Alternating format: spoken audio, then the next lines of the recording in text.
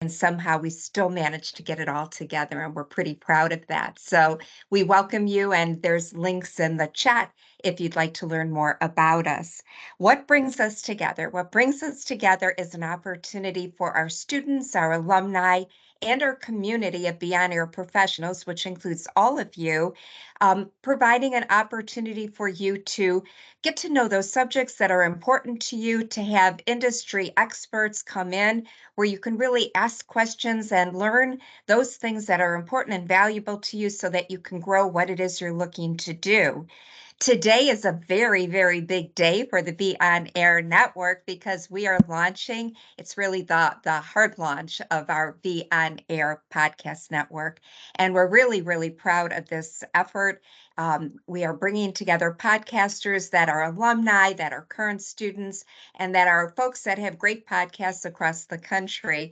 And you all are here to be able to listen and gain some insight from our guests that have joined us. They each have a podcast up on the network. And when I pass the baton to Tony, he's going to go around the horn and introduce our guests and give them an opportunity to tell a little bit about themselves and what brings them to the Beonair Podcast Network. Before we get started, just a little housekeeping. As I mentioned, we have a little bit of a glitch with this new team setup. But for you that are in the audience, if you have any questions you want to ask of our guests, feel free to use the option at the top where you can raise your hand, or you can open up chat and feel free to put your questions into chat. We're going to check the chat throughout the hour and, call on you, give you a chance to ask your questions yourself, or if you want us to read it. If you want us to read off the questions, we'll do that for you as well. So mics are muted for right now, just so that, we give our guests the opportunity to share, and actually it cuts down sometimes on that interference of when they're speaking. And we'll move through the hour. It's going to go very, very quickly. They're all podcasters. They're going to share with you why they decided to add yet another platform for themselves in order to grow their eyes on their content and let more people know about their wonderful podcasts. Tony does a great job. He's a podcaster himself on the Parley. So he's going to lead this all off. Tony, I hand it to you, and we are going to go from here. It looks like right now we only see a couple of our guests, but we'll keep you posted as we see them pop in. Thank you, Linda. Thank you. Welcome everyone to the forum and the podcast network event we have going on today. We're excited. It's a new journey for many of us, but also a new opportunity for everyone to be able to expose what they're doing on another platform, which is going to be a huge platform because it's a family of networks and people coming together to put out what they're doing. So we all know that podcasting is huge. Ever since COVID, we know that we had seen podcasting before, but since that time, it has now been one of the major ways to communicate with your listeners, to engage with your listeners, and be able to catch glimpses of what you're doing during the week to go watch that whole episode. So a lot of different ways to go about that. We're going to talk about that with all of our guests today. I'm excited to introduce many of them.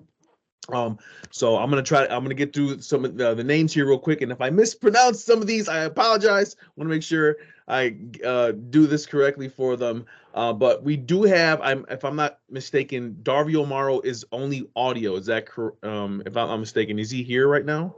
We're still trying to get him in. So cool. Darvio Morrow is the CEO of the FCB Podcast Network. Also, he was mentioned. Linda, what was the award he received in Cleveland again? Oh, I think you're referring to DjFocus as far as the award, but Darvio has also won numerous awards, not only for his podcast, which is a top-rated podcast on iHeart, but also for the work that he does. He's an accomplished writer in the industry as well. Gotcha. Yeah, my apologies. I thought I saw something on his feed where he was the broadcaster man something of the year. I forgot what that was. Oh, he did just win Man of the Year. Thank you. You're right. Okay. Yes. I didn't know the notation on that, but yeah, so Darvio will be joining us shortly. We also have Tonia Tyler, Coffee with Tea is what her show's called. It's called Confident Strides. Tania's with us today as well. Hello, Tonia. Hello. Welcome. Thank you. Welcome in, welcome in. Also on the forum here, we have Chris Gully from Blerd's Eyeview podcast. Hello, Chris. How you doing? Good to have you today. Marcus Donald from the Mr. Deacon Experience 2.0. I'm not sure that I see him in here quite yet. Okay, not a problem. And then finally, we got DjFocus, Stellar Award winner from DAFIXX Radio.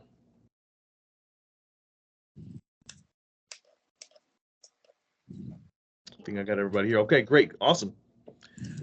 Is DjFocus here? Yes. I am here. Forgive me. My mic was muted. Sorry about that. Gotcha. No, I'm getting used to Teams too. We have a new format on Teams, so my apologies. Welcome in, DJ. I'm gonna get y'all to upgrade when we get through with this call. We're gonna talk about this. Absolutely. Well, let's get started. I'm gonna go around the table. This first question is a pretty general question, but I think it has a lot of importance to what we're doing on the podcast network here, and podcasts in general. And I'll start with Tonia. Tonia, how important is podcasting now in 2020? Oh, it's huge. Like I said, if you want to get your voice out there, it's a great way to create your own platform for you to share the message with who you want to share. And I know answering a little bit of the question as to why I did it was, to be honest, I got tired of seeing the same people all the time on the same platform. So I was like, you know what? I'm going to create my own platform and get my message out there. So that's how I started my podcast, and I think that's where we're going with, because cut out the middleman. Let's make it for ourselves. Totally agree. Chris, what about you? How important is it in 2024? I think it's very important. You have people who have certain topics that they really can't talk about with anybody else, right? They have a voice. They have a platform, and in most places, in most spaces, such as Blerd's Eyeview, they have a safe space. Yep, totally agree. DjFocus, what about you? Extremely important, especially when you talk about what the pandemic showed us, that even for the ones like myself who were doing it before the pandemic, I think the pandemic showed us with content creation and everybody wanting to just following back off of what Chris and everybody else has already said, having a platform to be able to share content, talk about touchy topics, and allow for multiple people to have voices on some of these podcasts. DjFocus, I am going to stay with you here for a second. A lot of people ask, even in the industry, when they're getting into it, what is the difference between having a podcast and a TV show? To you, what is the differences between the both? Well, I don't have a TV show. I have a radio show, and I also use the podcast platform. So I guess for me, I guess I would answer, I think the difference is when you talk, especially when you talk about TV production. Well, I don't know, because I think, you figure we have upgraded our podcast to have the video production to it too as well, because I know I make money and capitalize off of YouTube and streaming and everything. So I just think one is, of course, the podcast. Most people know podcasts usually is pre-recorded, it's usually dated, it's usually there so you can go and listen to the audio files. When you talk about TV production and you talk about YouTube content, that's more of the visual. But I think they're both needed. So, even if you don't have a TV show, if you can capture the video production of you in the studio or you're out in the field and you can make it into content to put on YouTube as well as load to your podcast platform, I think that's the best way to go. Yeah, and DjFocus, I was going to say radio show in the midst of that question, but I didn't even want to interrupt because you were talking facts over here to us. But yeah, absolutely. Those are great points. And you can do video now, like you mentioned, with your podcast, because usually all day what people are doing is scrolling on Instagram or Twitter, and we're watching video of the podcast. So it's very true, DjFocus, in regards to that. I'll go to Tonia. Tonia, what's the difference for you between a radio show and podcasting, and how do you think that? Well, I don't know if I consider myself a TV show, but I am on YouTube. I started off on YouTube, and then I pivoted to putting my podcast onto the podcast, or I did them both. But I think the biggest thing was, I think, when you get into the show and overall is your personality. And I think I had to overcome, and I think a lot of people have to overcome, the imposter syndrome, and that I created a personality. It's like, I come on here, I'm Tonia, but they only know a little certain window. So in a way, I created a character every time I come on and do my podcast and my YouTube. So I only see a little bit of a character of Tonia, but they really don't get to see the full on of Tonia. But I think it's just having the video, and YouTube is like the grounding factor of the podcast. So you can have the podcast, but everybody's going to look for your validity on YouTube. So I think these sort of go hand in hand. And if you create the TV show, it's just a step up from the podcast. That's good stuff there. I'll kick it to Chris on this one. Chris, for you, and we don't have to stick to TV show solely here. The differences between a straight podcast, radio show, TV show. Like we've known, to know what a TV and radio show is, and that's what it was before. But now we have podcasting. So what are the differences for you between the realm of those? Well, it's funny because I treat mine as both. It can be heard as audio, but I have commercials, I have bumpers that we've created. Think of it like Saturday Night Live. We have like literally mock commercials and bumpers in between our segments. So even guests have noticed that, wow, this isn't your normal podcast. And they're like, oh no, we're not. We're completely different. So, we show thought pieces, we show visuals, we show that type of stuff, and then it can still be heard as an audio, which is how it started out. So there's the pros to the entire aspect, because you might have someone who's, I might be crafting, or doing something. I might want to watch that, or might be driving on the road. You might want to listen to it. And by the fact that you're listening to it, you're going to want to notice that what brings people back around is like whatever it is they seen and had to been funny. And now they got to see it. All right. Yeah. Yeah, absolutely. Darvio Morrow actually is in here with us. He's not on camera today, but I am informed that he has audio. Darvio, are you there?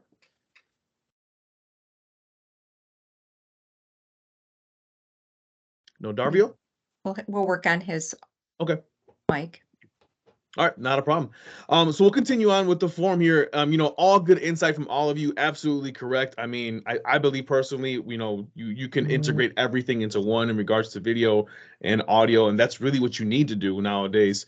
Especially if you want to get monetized and make some money. And we're going to talk about that here in a second as well. But I want to go around the table and I want to ask about the importance of being on multiple platforms for a podcast. You have a podcast, you have different venues, different avenues to get your show out there, to get your content out there. I'll start first with DjFocus. Focus, how important is it to be on multiple platforms when you're podcasting? Very important. That's how I was able to get my radio show actually syndicated using podcasting platforms. I actually started off, I think at one point I was on 50 different online platforms, as well as every podcast platform you can think of. And that's how I built up my base, built up my audience, got advertisers and sponsors wanting to get behind the show. And yes, so yeah, I was all audio before I was a graduate, 2020 graduate of OMS. Everything I did was audio. I did nothing video. It was like after 2021 is when I really kind of started getting into the video aspect. So audio was always my life. So yeah, it's extremely important. And please load it on every single platform you can. Yeah, absolutely. I mean, it only can do good for you, especially if you use it correctly. Tonia, what about you? How important is it to be on multiple platforms, and what's your experience been like?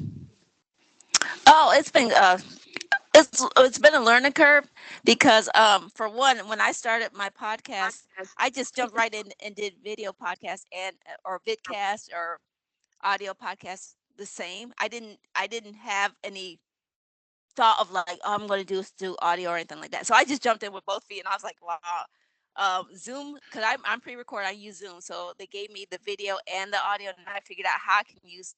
To me, it was like, I can use all of these tools just to create both platforms. And so it's been wonderful, because I think it was DjFocus who mentioned that depending on their preference of their audience, you can find them on audio, if they're on the go, or if they want to sit down and actually watch you, see what kind of character you are, because sometimes your voice doesn't match up with how you look. So, that's a way they can check out and see, who are you? Who is this person in my ear? So it's been a journey to experience both of them, but I just jumped out and just did them both. That's great. That's great. What about Chris? Chris, how important is it for you, and what's your experience been like? It's very important. It's very important because you reach different audiences. So you don't limit yourself, right? You don't handicap yourself. Shannon Sharp interview is a prime example of it's a prime example. Had that just been audio, it would have been fine. But the fact that you got to see this in clips, yes, it made people run over to the YouTube channel and check it out. So it's very important. It definitely has a lot of upside to it because you really don't want to limit yourself to that. You're like, oh, I'm just going to stick here, but you might reach a different audience on the other side, whether you started off as just a web show or a TV show, or whether you started off as just straight audio. Yeah, absolutely. I am informed that we do have Darvio via audio, and we do also have Marcus Donald in the building as well. Welcome into the forum, gentlemen. We're just talking about right now podcast and the different platforms that they're out there and how important it is to be on different platforms. Marcus, I'll go to you first. What's your experience been like being on multiple platforms, and how important is it?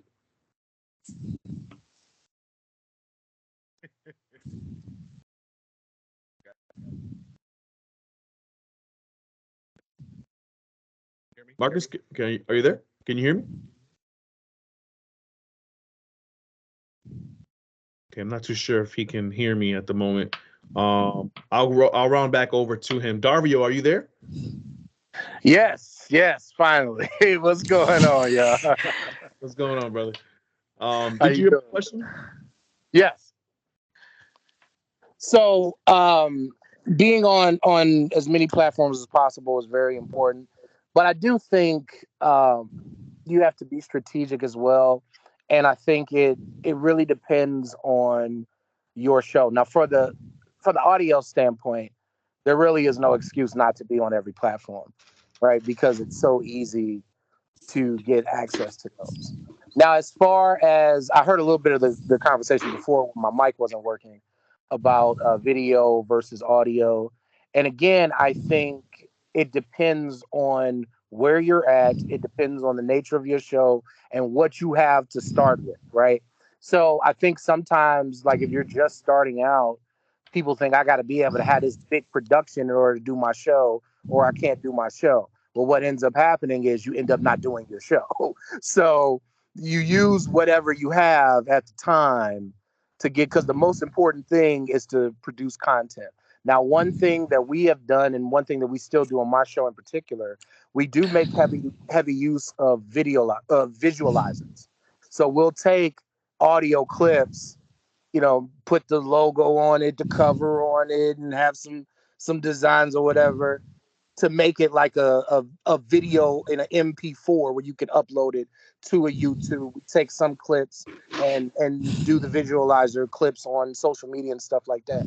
That really pushes a lot of our content for my show. Now we have other shows, like one of the shows that we also have is hosted by somebody who is a TikTok influencer with 200,000 followers. Obviously, video is going to be more important to her for that particular show. So it really just depends on the format. It depends on what you're trying to do. Audio, there's no reason not to be everywhere on audio because it's so easy. But video, don't let that stop you if you're not able to do all of that right away. You know what I mean? The most important thing to have a successful show is to have a show. You got to start from wherever you at. I think we're all nodding our heads. Yeah. Can I add something to that? Absolutely. Go ahead. Yeah, Dario, thank you for bringing that up when you talk about use what you have, because I just want to encourage everybody. I started in 2016. I had no equipment at all. I had a 4-channel Behringer mixer, a cell phone, and Wi-Fi, and I started my podcast. in my garage. So if you want to do it, you can do it. And I did that for about almost 4 months before I finally got into a real studio to record my podcast. Good stuff. It's absolutely true. I gotta agree with both.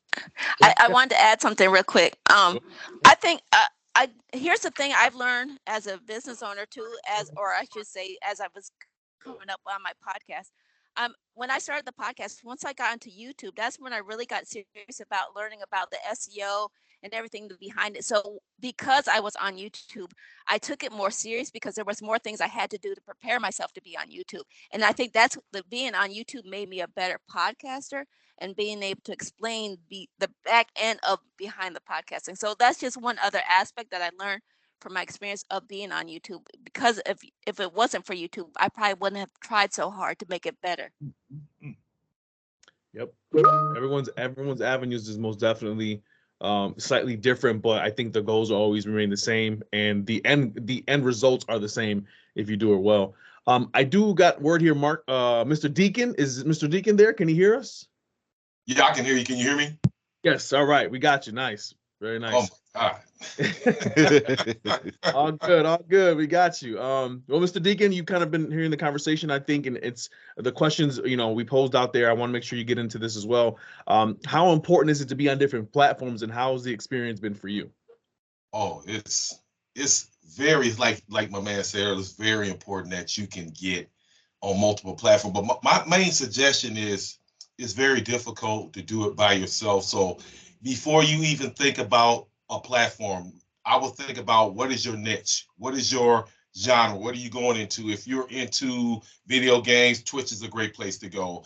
Spreaker is a great place to go if you like just audio. YouTube, if you want to do both. So my first thing I would tell anybody is to investigate whatever social media sources out there. And if that's best for you, then attack that. If you attack it, then hopefully you have a good team behind you. And my experience is that it's hard to find a good team, because once people start seeing certain things, and some of my man said, I started out with I still got my little Samsung mixer board. Now I got cameras, different things. Invest in yourself. And if you get that good team, they can help you along the way, because everybody I just feel like at a point podcasting is getting kind of oversaturated with a lot of different things. It's like everywhere compared to when I really started doing it. So, but that's been my experience is getting that team, getting that knowledge, and learning about the different platforms and how they work and the navigation of the platforms. And once you do that, I think you can be semi-successful. It's consistency. You got to hit it every day. If you're not on it, it's not going to grow. It is what it is. Facts on facts on facts. Absolutely. I do want to give a quick note to everybody out there. We are going to open the floor to questions in about 20 minutes or so. So I'll give you guys a 5-minute warning before that comes up to place your questions down. Right now, of course, we're still listening to our guests, but we will have a time for Q&A in about 20 minutes. Guys, ladies, I would be remiss. I would not be doing you guys any service or our guest if I don't talk about, and it was mentioned earlier, the Cat Williams interview. And it is so fitting that we're doing this forum, and the #1 interview podcast in the world is Club Shay Shay, Shannon Sharp, with that Cat Williams interview. I need to ask you all, because it is insane the numbers it is doing, that I went on YouTube and there are different clips for different subjects that are hitting over 1 million views plus. So you guys are the pros. I want to know, why is it so big, besides what Cat Williams is talking about, of course, because the notion is he's not lying. But why? What do you think is happening, and how will this affect the podcast world? I'll start first with DjFocus. Come on, it's Cat Williams. I mean, seriously, that's a big thing when you talk about podcasts and radio, whatever. You get that exclusive interview, it can set your life up for real. And that's what we're watching right here. We're gonna be talking about this interview probably the next 10 years. I'm just being honest. Like I was funny. I was talking to my wife. I say like Beyonce or like Taylor Swift or somebody would have to come do an interview and spill tea to like overdo what Cat Williams just did. So yeah, I think the big takeaway I saw that Shannon Sharp did that was very effective. He knows how to interview him. The proper interviewer knows when to let your guest speak. And he just let Cat talk So it to me it was easy. So yeah, we're gonna be talking about this by the end of the year. I think last time I looked, it was like 32 million watches on YouTube and stuff like that. Yeah, 6 months from now, that thing is probably well in the 100 million. So yeah. Insane. It was a long interview too. Mr. Deacon, I'm sorry. What about you? How do you think this is going to affect the podcast world after what we're looking at these numbers in this interview itself? Oh man, he hit it. Like I say, I can't even go. He was the man for the job. And far as the podcast world and content, it was almost 3 hours. So you figure if you're trying to use, let's say you're using a little AI, you're using Opus or different stuff like that, all that content, he had so much content. All you got to do is sit there and chop, chop, chop, chop, and you have so many pieces, and he could just spread them out, and you're not even working as hard. So he's definitely taking advantage of that. So I mean, it's like my man said, if you don't have you really want to pop, it's almost like sometimes you got to be famous to get there. If you look like Shannon and you look at Mace and Cameron, these guys have pulled, they have clout. Cam Newton, these guys have, and they're doing great numbers because they're in that status. But it's a little bit different for those who are not as famous. But it's going to turn up the world upside on his head, though. But you got to keep grinding. Yep. What about you, Tonia? How do you feel like that interview will affect the podcast world, and how we do things and how we promote? Well, I already know the podcast is hot. That's just made it even hotter, So what it is, like you said, is you never know when the one guest is going to take you over that mark. And so I think I was hearing at one point where Shannon was saying that he's put out guests, there was trinkles of stuff, but that one guest is what took him over. So I think in the podcasting world, that's I mean, you give credit to every guest that you have on if you're doing that, but you never know when that one guest or that one video that's going to go viral is going to take you over. So I guess if you stay consistent and know why you're doing your podcast, you're going to have the days, you're going to have the trinkles, but you never know when that one guest is like, you know what, I'm going to come on here, I'm just going to let loose. So you just got to be prepared for it and know that you're in for the long game. It's not a sprint. It's a long game. Yeah. Yep. Chris, what about you? How does it affect the podcast world, and how was that for you? So I seen the post interview that Shannon had with Ocho Cinco, and I liked what he was saying because he said it's not an interview, it's a conversation, and that's what it's supposed to be. And when you allow your guests to sit back and relax and really just have that conversation, it makes for a different venue. It makes for a totally different platform because, of course, they can go on ABC News and NBC and whoever else and ask the same questions over and over again. But I laughed because what Shannon had was he had questions, and I'm like, oh my God, no, you don't need that, brother. Just let that go, because what he was getting was a straight out conversation from the starting gate. It was straight out conversation. Yeah, it was tea being spilled, but at the same time, and nobody said, hey, man didn't lie. But it was stuff that was being said, and it was catching the interest of everybody. And I think it caught Shannon off guard, because up until that point, yeah, he's got the clout. He knows the people. He's got great guests on there. This was just the one that lit the fire. Like, he was getting million hits on 1.5 or one over here, or Kurt Franklin over here.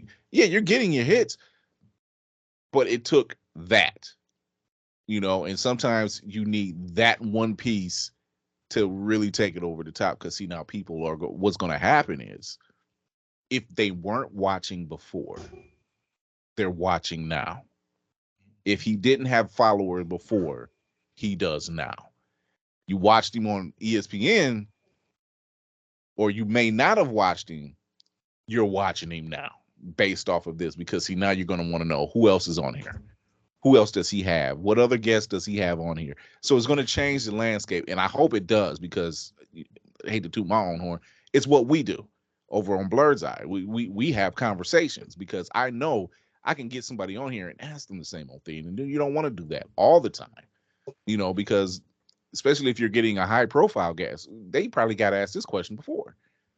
You know, when you see them in press junkets, they do the same thing. So I think it's going to change that format when you get your guest relaxed and just sit back and show them, hey, it's a little different over here. You know, this is what we're doing over here. It stops becoming rah, rah, rah, rah, 1, 2, 3, go to this, do that. I think it'll change. I'm sure it'll change. People are going to see this formula and will try to replicate it. I won't say they feel successful, but they'll try to replicate it. Absolutely. Lastly, Darvio, man, I gotta ask you too. How does this change the podcast world? And how did you take the interview and its viralness? So I think there's 3 elements in place here. 2 that for people who are not at that level, you probably can't replicate, but 1 that you definitely can. Of course, like Focus said, it's Cat Williams, right? Like that's number 1 right there off the top, right? Then number 2, people like Messi. And the interview spilled a lot of tea, and it was kind of messy. So people like that stuff. They if they could put it in their veins, they would put it in their veins. There's a lot of people that like Messi. Those are the 2 things that that you really can't duplicate, and I personally don't recommend you try to duplicate. But the one thing you can, and this is something that we've done a couple of times, never that big, but we've had some level of success on it. And that is impacting a news cycle with an interview. That is something that you can do. We were getting big interviews before anybody knew who we were, because in a lot of cases we would just ask for them. And sometimes you'd be surprised at how many people would just say yes just from you asking. So I kind of thought about, as you were asking this question, I kind of thought about a incident that we had on my show, The Outlaws, where we interviewed Chris Gotti, who is Irv Gotti's brother from Murder, Inc. And they were talking about the Supreme Team movie. And he announced on our show that Jamie Foxx was going to be in that movie. So when we put that out, it ended up getting covered by All Hip Hop.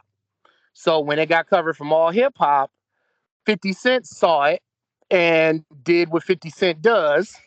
And that blew it up even more.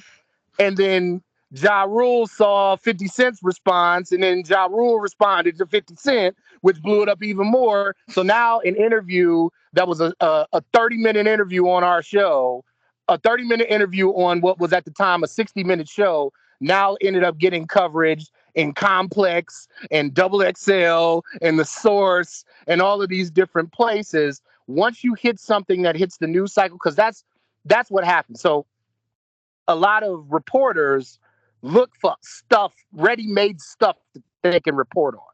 So if you're doing interviews with a famous person and that famous person decides to break some news on your show and you push it out there, you could end up getting caught in a news cycle, and that can be very beneficial for your show. We've done it to such an extent that people now look to come on the show because they know that being on the show, which is one of the things that I set out to do at the very beginning. At the very beginning, I was like, I want it to matter when people come on my show.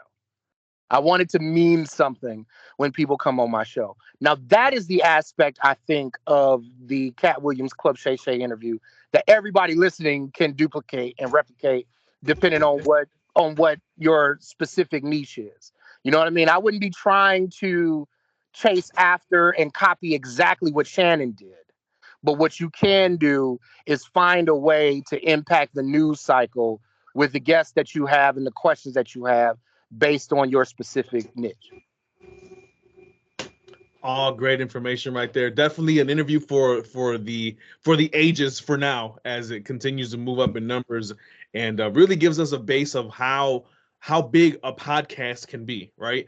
It's showing you that nowadays podcasts can be the number 1 option in some certain areas. So it's definitely something that we will look back upon and say, wow, this was crazy. And the fact that, like DjFocus said, it's Cat Williams. So it's crazy. It's crazy. I'm going to shift over a little bit on DjFocus. I'm going to start with you with this next question. The biggest thing with podcasting, when you want to get monetized and so forth, or you want to create that energy, that momentum, is engagement. So with your experience on your show, what do you do to engage your listeners? So I went back old school. I started doing what radio show would do. I did giveaways. I do giveaways. So I kind of built my audience up that way by doing giveaways and giving back to the people. And from there, they had to come for the content. It's like one of those things like, yeah, they think they're coming for the gift card, but they really coming for the content. But I get a gift card out as, the prerequisite to listen to my show. So that's what worked for me. And I was able to, like I say, build my numbers up crazy. And what is your show about, DjFocus?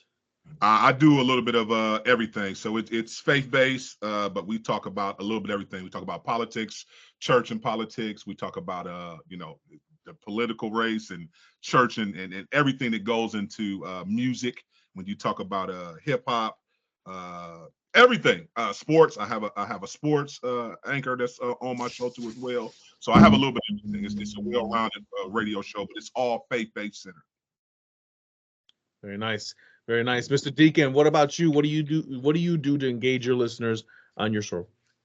I've also given away, I gave like some of my best numbers. I had 6 Flags tickets, and I was just giving 6 people was eating it up. And I was like, wow, this is but until I ran out of tickets, but the giveaway, the giveaways, they were good. I asked the question. So to try to get the people to really get, I asked this question: what do you think about this? What do you think, for instance, what do you think about Joe Flacco and the Browns right now? And you ask the question, so the people can get into and be like, well, I think Flacco could take it to the Super Bowl. Asking questions, doing polls, different stuff like that. Those are some of the tools that I use to try to help, and it made a big difference in a lot of stuff. And your show is about? My show is mostly about sports, and every now and then we might touch on something maybe like culturally, but most of the time it's sports. But we just try to keep it well-rounded into not just only like the Browns, but MMA, boxing, the Cavs, different sports that, piques your interest that you talk about, and we just keep it 100. That's awesome. That's awesome. Tonia, what do you do to engage your listeners on your show?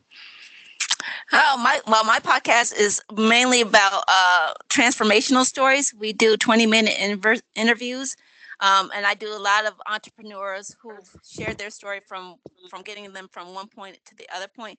So the biggest way I think I have grown my audience is taking more of the approach of, I use it as a marketing tool for my guests. And what I usually do is I encourage them. I make it as pretty as I can, give them the flyers, give them all that wonderful stuff so that they will put it on their blogs, on their websites, everything like that. And then what happens is a lot of people see that. So I get a lot of engagement from my interviewees, and they put it out in front of their audience. So that's the whole point for me, is to get in front of their audience. And the more I can get in front of their audience, that's what's growing my views of what I do on my podcast. And I get more people wanting to be on the podcast because I do more of the branding for the company. So that's how I do it. And Tony, I'm sorry, just to interject. That's really the intent of the Beonair Podcast Network, is to, we'll bring new faces to Tonia, right? Or those coming to see Tonia now find DjFocus or Chris Fury or these others. But, our intent is to really just generate new faces and a new audience for the group of folks, so that we're kind of in this collaborative. I see it as a collaborative that we're all working to grow each other's audiences in this collective, and that's the intent. So I'll step out, but I think Tonia kind of put me in touch with the way she's doing it is how I kind of thought or envisioned the Beonair podcast could support not only our alumni, which is most of the folks that are on this call, but others that want to connect with the Beonair universe, which is got quite a bit of folks attached to it in different realms, if you will. Yep, absolutely. And we're going to touch the podcast network here in a bit as well, just kind of to close out our session, as well as our Q&A session. Chris, I want to get back to you, though. What do you do to engage your listeners on your podcast? So like Darvio and Mr. Deacon and even DjFocus stated, like I ask questions in the audience. I try to involve the audience. We just, as a crew, just started last year being live in person at comic book conventions. So we do giveaways there as well. We've done giveaways for movie tickets, for downloadable movie digital downloads. We've done a couple of things that we keep the audience engaged, and then it helps that the people that we've had coming on, especially last season or last year, they're high profile people, like people that they really want to pay attention. Like our 3-4 biggest interviews so far has been Carl Jones, who is the executive producer for the Boondocks and Black Dynamite, and Cree Summer, who we've interviewed at BlerdCon last year, and then Phil Lamar at DragonCon, and then just recently we had Kenan Thompson from Saturday Night Live. So we keep people engaged, and when they get relaxed, like we build this rapport with not just the audience but the guests. So it's like there's this trust, right? And the show is generally about we talk nerd culture and entertainment news, and we also put the focus on POC creatives that's in that nerd and entertainment space who are otherwise not seen. So the fact that there's so many POC indie artists, nerdcore hip hop artists like Crazy 8 the Great, people, we've had Stefan Johnson on a couple of times, so he comes on and we talk about a lot of crazy stuff. So having those type of conversations, and they see that we're just relaxed. We like to have fun, and we like to talk about nerd stuff, and it's just because we love it. And I think that's what draws them in. That just what kind of gets them going, and like, oh wow, these guys really are funny. They know their stuff. It's just with that type of vibe. It's a barbecue. There you go. Absolutely. Finally, on with Darvio. Darvio, you've done a lot of different shows. What do you do to engage your audience on your shows?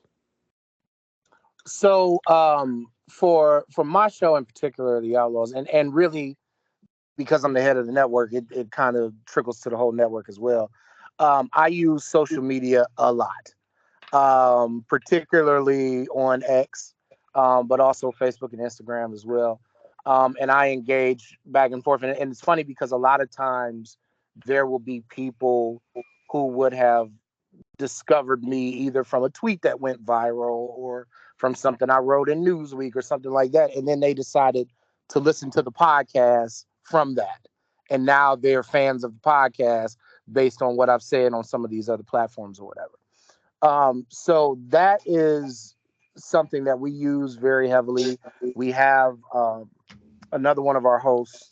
She uses social media heavily as well. We've also been able to leverage, and I think Tonia was kind of mentioning this, like when you have other bigger people that you can work with as well that can help boost your show. We've been able to leverage that with outside interviews. Sometimes we go on other people's shows and do interviews. There was one in particular, one of our largest shows that we produce.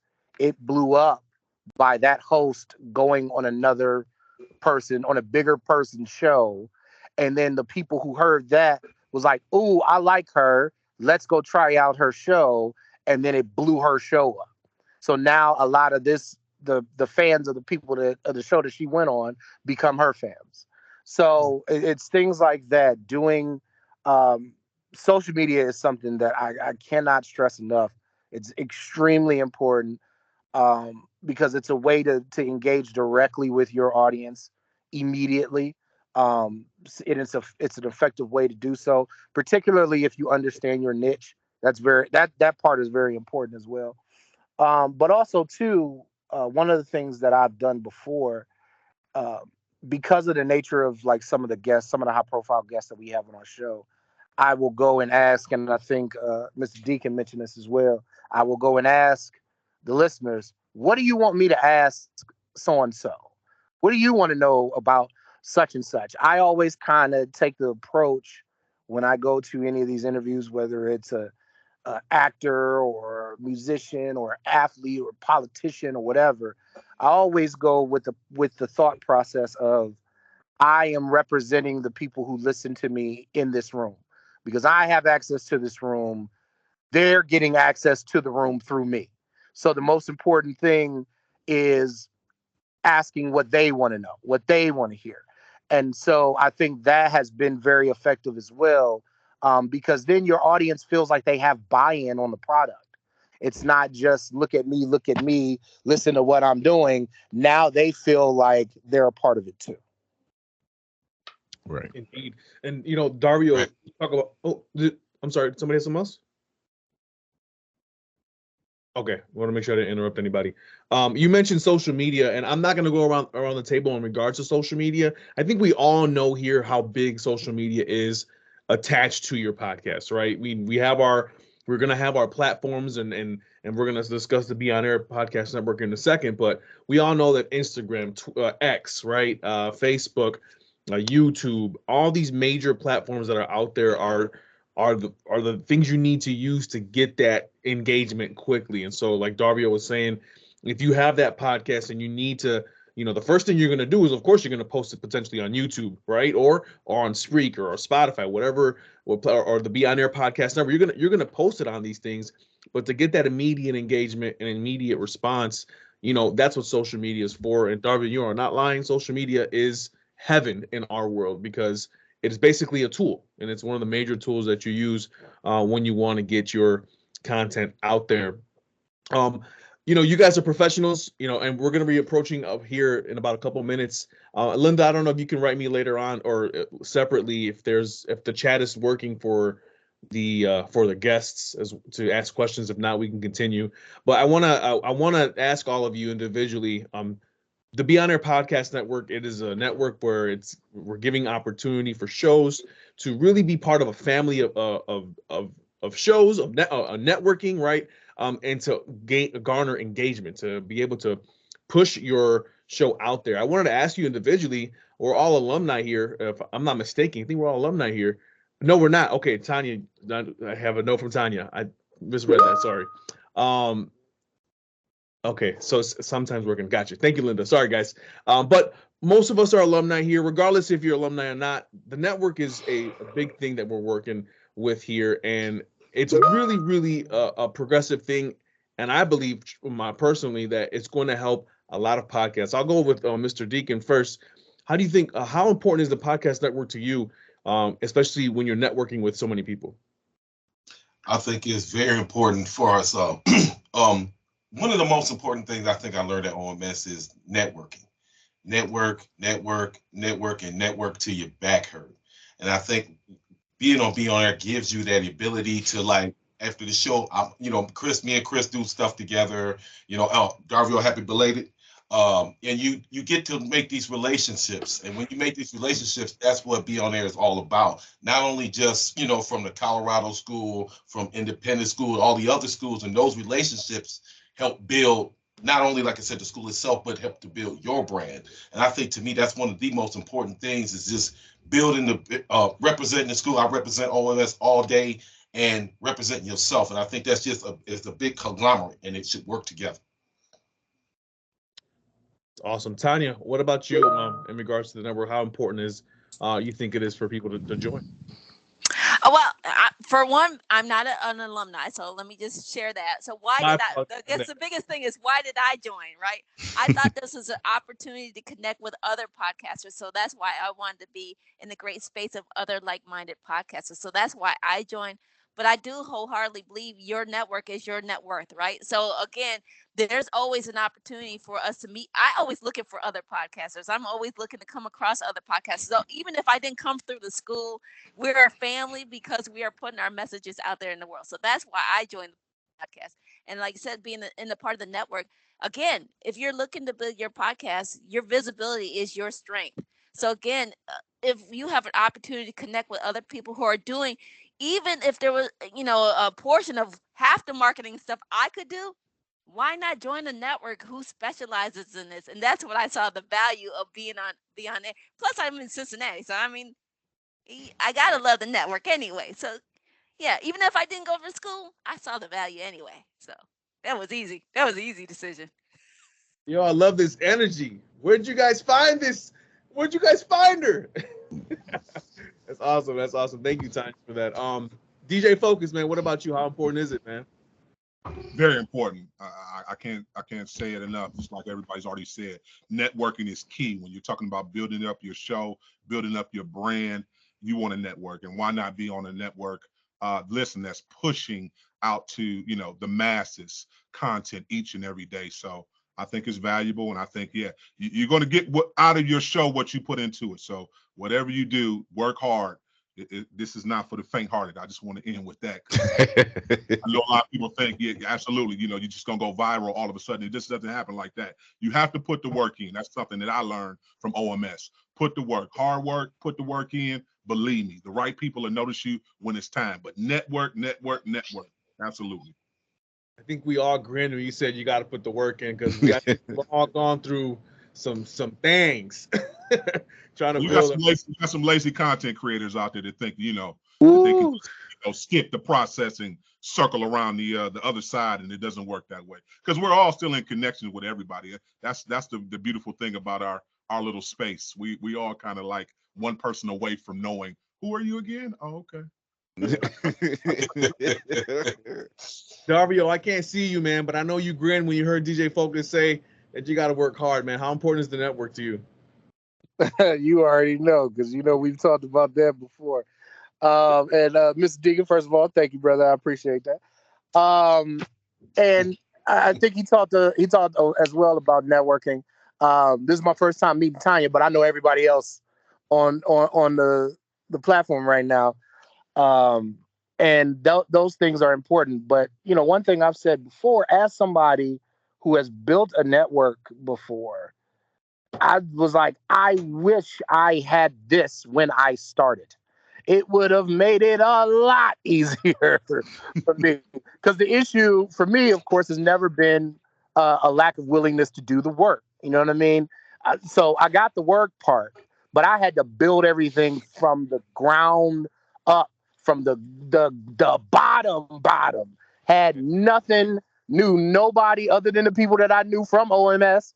And all of that had to start from ground zero. So, I'm almost kind of jealous a little bit, because I'm like, man, I wish I had this when I started. It would have made things a whole lot easier. So it's very, very beneficial. And I hope people understand and take advantage of it. Trust me, take it from somebody who has built a network. This ain't easy. And having this opportunity is a godsend for creators. Couldn't have said it better myself. Lastly, Chris, man, what about you? How important is a network to you? I couldn't ring any more true what's been already said. Like, network is the key. Put in the work. It ain't happening overnight. Is just what it is. I could tell you that Darvio knows, Deacon knows. There's some things. Computers burnt out. Bad Wi-Fi. Bad equipment. Just Lord. But you know what? When you look back and realize the strides you've made, the steps you've taken, it's all worth it. It's all worth it. If you love what you do, I've always believed in this. If you love what you do, it ain't work. It's just part of the grind. And you got to put in that work. Network. Even if you think whoever you've networked with doesn't fit your niche, like DjFocus said, they one person away from somebody you might need. So put in that work, network. The grind is real. Don't turn your back on it. If it what is Jack John? Like Jack John used to tell us, if you get a little frustrated, step away for a minute, come back. There you go. Hey, and just to add on that, just to piggyback on that, Chris has been a perfect example of that. Like, Chris got on my radar because we would be doing stuff and Chris would just show us love and show my show love just on GP. You know what I'm saying? And I would see that and notice that. And then when I saw that he was showing us love, we started showing him love. And that's how that works. You know what I mean? We're in this space together. Like I said, other than Tonia, I know everybody already on this call. So it's important to communicate with each other and to be able to network with each other. You know, Focus and I have been at Cavs Media Day before, bouncing back and forth, making sure that because we the only two Black outlets on Media Day, making sure that we're Facts. getting the interviews and all that kind of stuff. So it's important. Yeah. No, absolutely. You know, and guys, I don't know if you guys noticed, but we had a little podcast right now for about an hour, and it worked out really smooth between all of you. I wanted to read a quick comment on the chat before we get out of here and kick it to Linda. Dawn had wrote there, I got some harsh content I'm afraid to put on the Beonair Network. Lifestyles of the not so rich and famous, but she's ready, and she thanks us for the webinar. So you guys are really inspiring people out here as we're doing it. So I appreciate all of you for coming on, from Tonia, DjFocus, Mr. Deacon, Darvio, and Chris. You guys have been amazing. Great insight on the podcast world and getting ready to launch off the podcast network. We are happy to have you, and I was very happy to moderate this. You guys were awesome. I got some stuff as well from this and getting ready for my podcast, so definitely was a great time, and I appreciate everyone. Linda, it is yours.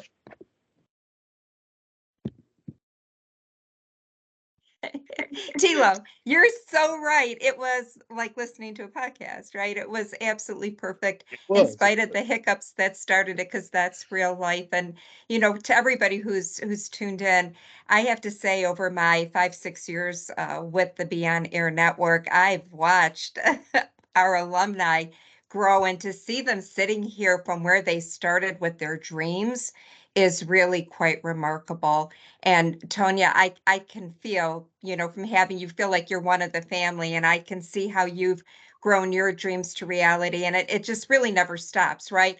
When it's your passion, you're always looking for that next opportunity for a great conversation. And I think you shared some great points with our listeners on how they can too grow, you know, get onto a network and use each other, right? Work with each other to grow, because from that support, you know, that's where it is.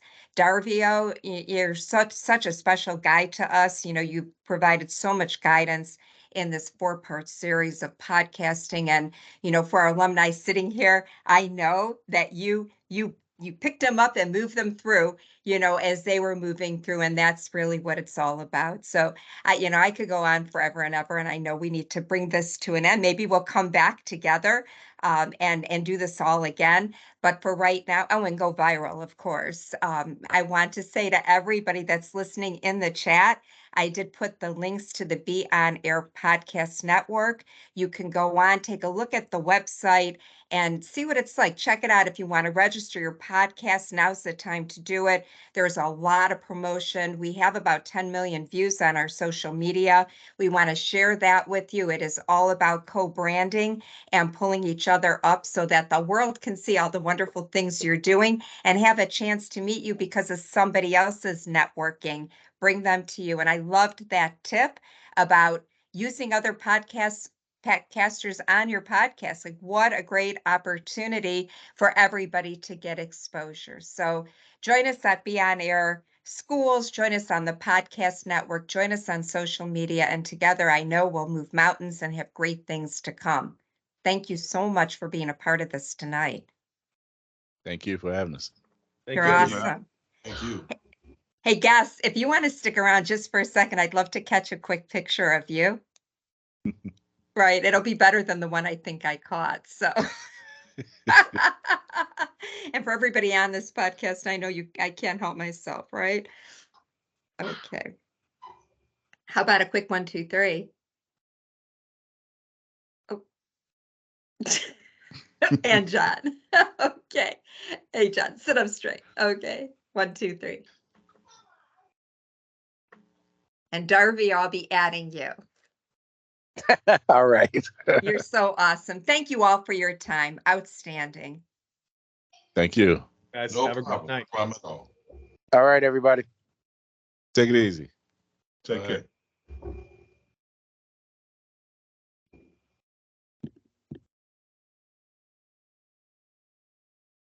Hey guys, thank you so much. DJ, you were here too long. You needed to go. I'm going now. It's all good. Wait, stay there. I'm going to print the screen. You look so good right now. Don't go anywhere. Smile. I dare you. That was fun, wasn't it? It was fun. Absolutely. Oh, you know what? I'm going to let you go, but I just want to say, Tony, you could stay for a second. My heart was so full to see my OMS guys, really. You know, I know you all had your thing rolling when you came, but to see you together and to see the growth, when I look at Chris Gully, I think, oh my gosh, from where he started, he seems like he's been doing this for 10 years, right? If not longer. It really was joyful. And if you haven't met Tony, Tony is exceptional. He's a singer, and there isn't anything he doesn't I'm do. not a singer, Linda. I'm a sports guy. That's all you got to know, DjFocus. You do got that singer look, though. I think you got that singer look, though. He does sing. You could catch him on a keyboard. Don't believe what he says. Like, I'm a musician. That's what I am. a musician. Okay, not a singer. I'm sorry, I used the wrong word, right? But it's always so much fun for me to find out these fun facts about people that I had no idea, right? So, okay. Thank you so much. It's awesome. We still have some people. We're gonna tune out, but thank you. DjFocus, you are the best. Tony, Take you care. are the best. To whoever's still on the call here, you're the best too. I appreciate you, Tony. Not a problem. Were we good? Yeah, you know what? Everything I think is fine. We had some hiccups with the new Teams format. Have you been experiencing that anyhow? Like in your Yeah, in my class, I'm trying to get used to it still, but we'll figure it out. Yeah, we'll get there. But I think the show was great once we got everybody in. There was so much good information. So Yeah, it flowed very well. They all provided great answers, and that's exactly what it's about. So it was great. thank you so much. Okay, I'll be in radio contact. Have a good night. All right, take care. Okay, good night, everybody. I was wondering, are you still there?